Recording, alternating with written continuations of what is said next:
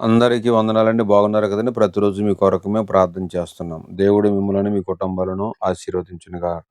ఈరోజు దేవుని యొక్క వాక్యాన్ని మనము ధ్యానిద్దాము. 97వ కీర్తన 10వ వచనం మనం చదువుదాం. నాతో కలిసి బైబిల్ తీయండి, చదవండి.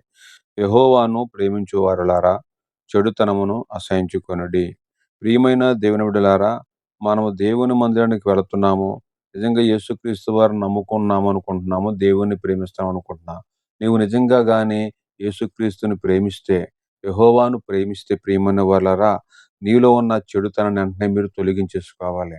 నీలో చెడుతనాన్ని దాసుకుని నువ్వు ప్రేమిస్తే ఆ ప్రేమ దేవుడు అంగీకరించేవాడు కాడు. గనుక ప్రియమైన వాళ్ళారా, యెహోవాను ప్రేమించు వారలారా, మీ చెడుతనాన్ని తీసివేయండి. మీ చెడుతనాన్ని అసహించుకొనుడి అని దేవుని వాక్యం మనల్ని హెచ్చరిస్తుంది. గనుక ప్రియమైన వాళ్ళారా, చెడుతనము లేనివారుగా ఉంటే దేవుని యందు మనం ప్రేమించబడతా ఉంటాము. కనుక అటువంటి ప్రేమ కలిగిన వారుగా ఉండాలని ఈ వాక్యం మనల్ని బలపరుస్తుంది.